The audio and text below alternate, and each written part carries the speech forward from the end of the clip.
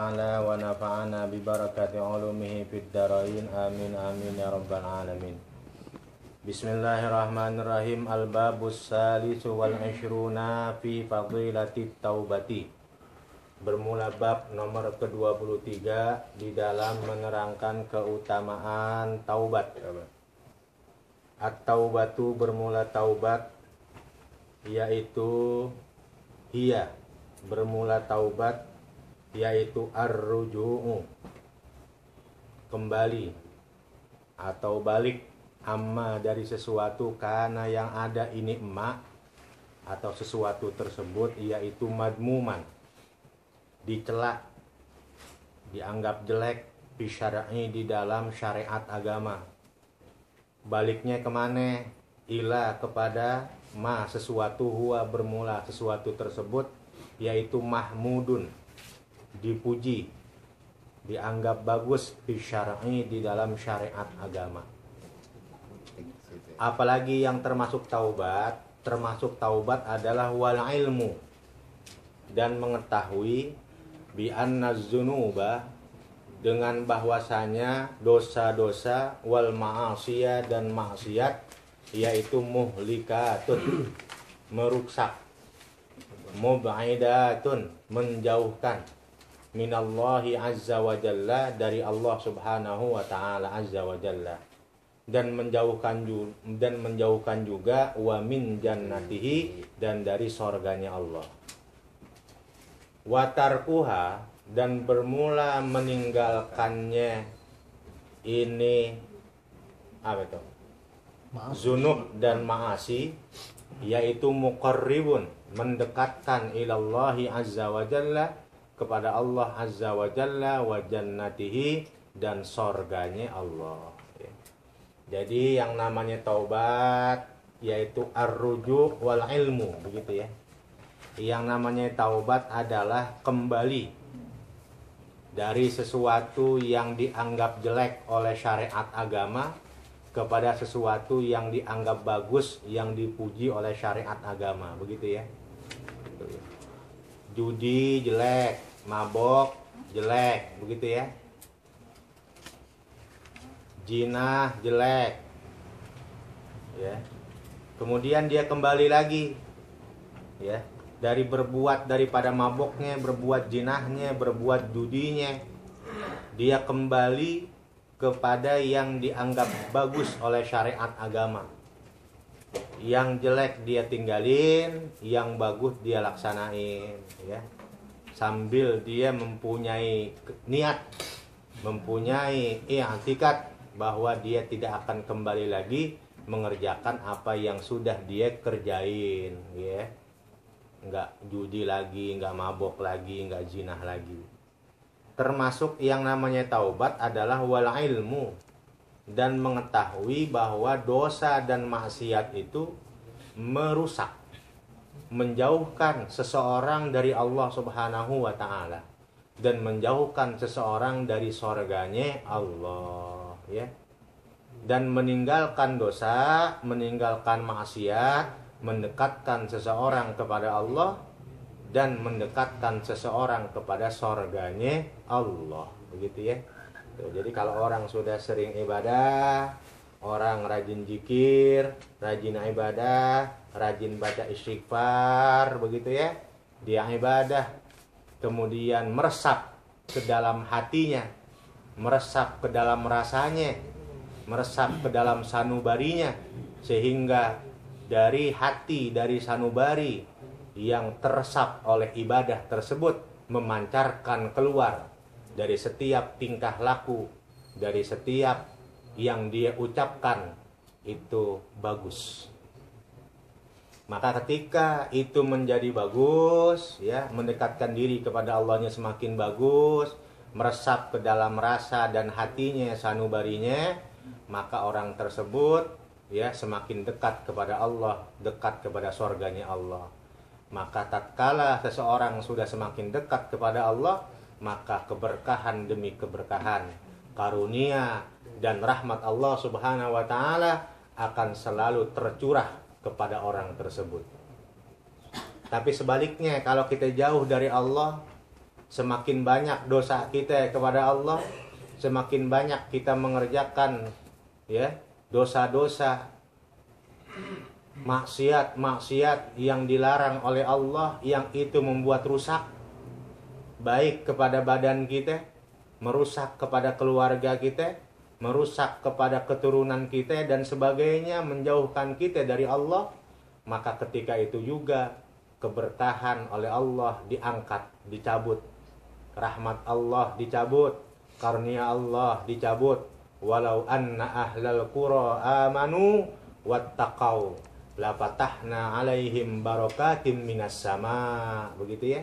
Jadi kalau ada penduduk kampung, penduduk negara, amanu, mereka beriman, wattaqau, dan bertakwa kepada Allah, la fatahna alaihim barakatim minas sama, kami bukakan bagi mereka keberkahan dari langit ya. Gitu. Malaikat ikut ngedoain, begitu ya. Malaikat minta ampun ke Allah buat kita, turun keberkahan dari langit, begitu ya. Sama kalau keluarga kita ingin mendapatkan keberkahan, rahmat dan karunia dari Allah, maka dekatkanlah kita dan keluarga kita kepada Allah Subhanahu wa taala, jauhkanlah dari berbuat dosa-dosa, apalagi dosa-dosa besar ya, dosa-dosa gede begitu. Begitu aja patokannya ya. Kenapa ya? Dosa itu masa itu rusak. Ya. Orang main judi, rusak nggak? Rusak. Apanya rusak? Hartanya rusak hartanya. Ya, melorot hartanya, habis hilang. Ya, gitu. Akhirnya apa? Lama-lama akhirnya apa? Rumahnya yang dia judiin jadi taruhan. Rumahnya habis, akhirnya apa? Dia punya anak dijadiin taruhan. Akhirnya bininya juga dijadiin taruhan. Begitu ya. Zaman dulu begitu tuh. Sampai bininya aja dibikin taruhan. Sekarang orang mabok, ngerusak kan mabok? Ngerusak. Maksiat kepada Allah itu yang Allah larang. Ternyata hikmahnya, kenapa Allah larang? Supaya badan kita juga bagus. Mabok oleh Allah dilarang. Ternyata mabok membahayakan buat diri kita. Ya. Buktinya tuh minum oplosan mati ya. Buktinya ya di Sleman minum minuman oplosan 27 nyawa melayang. Sekali nenggak ngelayang dah tuh, mati, ngerusak nyawanya ya. Kalau enggak ngerusak badannya, jantungnya kebakar, paru-parunya kebakar ya, daleman badannya, lambungnya kebakar. Udah begitu mabok, meresahkan warga, meresahkan masyarakat, begitu ya.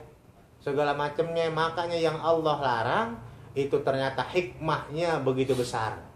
Bukan hanya ya sekedar dosa yang ditekankan oleh Allah Subhanahu wa taala, tetapi dalam hikmah yang Allah larang ternyata baik buat badan kita, baik buat keluarga kita, dan baik untuk masyarakat kita. Kalau mabok sudah merajalela di masyarakat, kalau judi sudah jadi kebiasaan sebuah masyarakat, kalau zina sudah menjadi kebiasaan sebuah masyarakat, udah hancur udah. Ya. Kenapa? Ngerusak semuanya. Maka yang dilarang Allah itu ngerusak semua. Ya. Gak boleh makan daging babi, anjing, ternyata cacing pitanya lebih berbahaya daripada daging-daging lain. Segala macamnya ya, jadi baru semuanya itu Allah memerintahkan, dan yang Allah larang semuanya ada hikmah, dan itu kembali buat diri kita masing-masing sebagai manusia.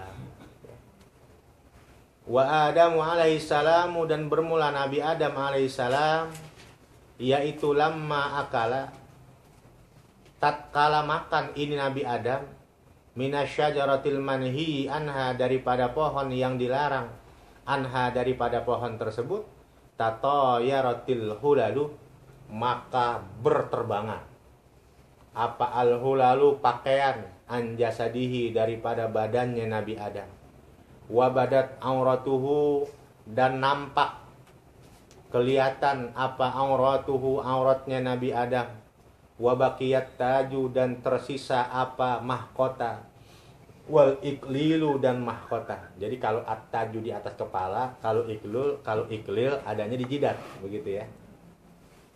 Ada yang begitu ya, jamak di jidat gitu ya. Di dahi. Ala ra'sihi di atas kepalanya Nabi Adam.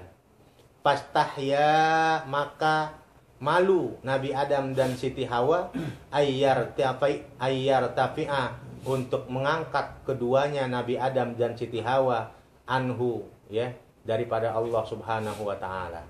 Malu. Ngangkat pala aja malu. Begitu Nabi Adam memakan pohon buah ya daripada pohon yang dilarang oleh Allah untuk didekati. Jadi kalau dekatnya aja nggak boleh, apalagi makan buahnya, dimakan malah sama Nabi Adam. Begitu Nabi Adam makan itu buah, tatoyaratil hulalu, berterbangan, ya bajunya Nabi Adam, terbangan, ya. Siti Hawa bajunya terbangan juga, terbang semuanya. Nabi Adam, Siti Hawa, bajunya wabadat auratuhu, kelihatan dah auratnya. Ya. Yang tersisa cuman mahkota di atas kepala Nabi Adam dan Siti Hawa. Keduanya malu untuk mengangkat kepalanya dari Allah Subhanahu wa taala. Kemudian paja'ahu Jibril alaihissalamu, maka datang kepada Nabi Adam malaikat Jibril alaihissalam. Fa'akhadat taja, maka mengambil malaikat Jibril at-taja mahkota an ra'sihi, dari kepala Nabi Adam, wal iklila, dan mengambil malaikat Jibril al-iklila mahkota an jabinihi, dari dahinya Nabi Adam. Diambil mahkotanya, bajunya berterbangan, ya, mahkotanya diambil oleh malaikat Jibril gitu ya. Kenapa Nabi Adam dia makan buah daripada pohon yang dilarang oleh Allah? Karena rayuan, ajakan, ya, permintaan daripada istrinya Siti Hawa, ya. Hawa yang ngerengek mulu, bang, begitu mulu ya, iya, bang, ya. Kenapa? Karena ngegoda Nabi Adam gak mempan. Iblis datang ke Nabi Adam, "Hai Adam, ente tahu nggak kenapa Allah Subhanahu wa taala berfirman wala taqraba hadhihi syajarata fatakuna minaz zalimin?" Kenapa? Ente tahu nggak kenapa Allah ngelarang ente berdua ngedeketin itu pohon? Itu namanya pohon abadi, pohon huldi, pohon keabadian. Kalau ente bisa deket ke itu pohon, apalagi ente bisa makan buahnya itu pohon, ente akan kekal abadi berada di dalam sorga. Gimana nggak enaknya di sorga? Pengen makan terbang, makanannya nyamperin. Pengen minum, minumannya nyamperin, ya. Masya Allah, indah, enak di sorga, ya. Tempatnya istirahat, tempatnya keenakan, nggak ada capek di sorga. Capeknya kita di dunia. Nanti ya manennya, istirahatnya, enaknya nanti di sorga. Enggak mempan ke Nabi Adam. Akhirnya apa? Nggoda Siti Hawa. Hawa, tahu enggak ente? Anu. Itu pohon anu itu ente wah di sorga ntar. Kalau apalagi bisa makan tuh buahnya, selama-lamanya enggak bakal makan di sorga terus. Tergodalah Siti Hawa. Kemudian dia ngerengek Siti Hawa, dia rayu Nabi Adam, terus dirayu oleh Siti Hawa. Lama-lama nggak kuat juga Nabi Adam. Ya akhirnya dia deketi itu pohon, ya. Tapi dengan perjanjian yang metiknya Siti Hawa, yang makannya Nabi Adam. Begitu dipetik oleh Siti Hawa itu buahnya, kemudian meneteslah getah daripada buah tersebut, nempel di jasad badannya Siti Hawa, dan itulah yang menyebabkan perempuan haid, ya. Jadi darah haid itu, ya, menurut riwayat darah haid perempuan itu bersumber dari mana? Bersumber dari getah pohon buah yang dipetik oleh Siti Hawa. Untung yang metiknya bukan Nabi Adam ya. Ya. Kalau yang metiknya Nabi Adam, ketempelan getah, waduh, Jayadi head ya. Repot Jayadi ya. Iya. Kita kencingnya rada keruh aja warnanya apa ya? Kecoklatan ya. Panas bener ya. Apalagi apa ya? Darah keluarnya. Oh, masalah Jayadi ya. Ngap-ngapan nih. Ya. Alhamdulillah yang mati Siti Hawa. Ya. Yang makan Nabi Allah ada. Begitu makan nyangkut. Itu buah 30 hari, 30 malam di tenggorokan Nabi Adam. Sehingga menurut riwayat makanya laki-laki punya jakun begitu ya. Laki-laki itu punya jakun nih. Ini kenapa ya? Buah huli nyangkut nih. Ya. Coba kalau dulu Siti Hawa yang nyangkut di sini tih, ya. Wah, Wati punya jakun di sini. Ya. Ya. Alhamdulillahnya ada nggak perempuan yang punya jakun? Ayo, nggak ada perempuan. Cari sampai di mana perempuan, nggak ada perempuan punya jakun, nggak ada. Ya, perempuan, coba liatin perempuan ya. Punya jakun nggak dia? Nggak ada perempuan jakun. Ya, kalau laki-laki punya, itu riwayat bilang ini. Ya, buah huldi nempel di tenggorokan Nabi Adam. Ya. Jadi jakun jadinya ya. Riwayat begitu ya. Diambil ya tuh. Mahkotanya diambil. Wa nudiya huwa wa hawa'u, dan diondang-ondang, maksudnya dunia itu dipanggil ya, ada suara memanggil. Wa nudiya dipanggil Nabi Adam wa hawa'u dan Hawa, anih bito, agar turun ya, turun kamu berdua, yaitu fi'il amr, ihbito gitu ya, turun kamu berdua, min jiwari, dari sisiku, dari bertetangga denganku, dari bergandengan denganku. Fa innahu, maka sesungguhnya kelakuan, la yujawiruni, tidak bertetangga denganku, tidak berdekatan denganku, ya, tidak berdampingan denganku. Siapa? Man asoni, orang yang berbuat maksiat, orang tersebut nih kepada aku ya. Ada suara manggil, Adam, Hawa, turun ente dari sorga, turun ente dari berdampingan, berdekatan, bertetangga denganku. Ada suara memanggil ya. Sesungguhnya nggak pantas orang yang berbuat maksiat berdampingan dengan aku ya. Nggak pantas orang yang berbuat dosa ya bertetangga denganku, nggak pantas. Turun deh Nabi Adam dan Siti Hawa. Faltafata ila Hawa'i, maka menengok Nabi Adam ke Siti Hawa bil hayai, dengan malu-malu. Nengoknya keada apa? Ada Syekh Abdul Qadir ya. Tuh. Turun, misah atau turunnya itu dua-duanya ya. Nabi Adam, Siti Hawa misah ya.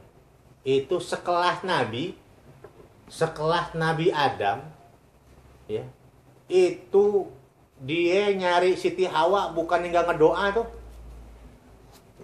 Sekelas Nabi Adam dia nyari Siti Hawa bukan tanpa doa. Tiap menit, tiap jam, tiap siang, tiap malam dia selalu ngedoa kepada Allah. Ya Allah, pertemukan aku dengan Hawa. Berbulan-bulan, berminggu-minggu, bertahun-tahun, sampai tahunan nggak ketemu-temu. Sampai akhirnya Allah Subhanahu wa Ta'ala memberikan ilham kepada Nabi Adam. Apa ilhamnya? Nabi Adam teringat dulu ketika Nabi Adam berada ya di sorga. Ketika Nabi Adam menengok ke arsy, Nabi Adam melihat ada kalimat La ilaha illallah Muhammadur Rasulullah. Dapat ilham dah tuh. Waduh, coba-cobalah katanya saya nih ngedoa ya, make nama yang ada di arsy tuh. Ada ngedoa lah Nabi Adam alaihissalam, Allahumma inni as'aluka bihaqqi Muhammadin. Begitu ya. Ya Allah, aku memohon kepada Engkau dengan hak Muhammad sallallahu alaihi wasallam. Langsung ketika itu juga doanya Nabi Adam oleh Allah diijabah. Bertemu dengan Siti Siti Hawa. Begitu ya. Sampai begitu tuh. Qala sallallahu alaihi wasallam, bersabda Rasulullah sallallahu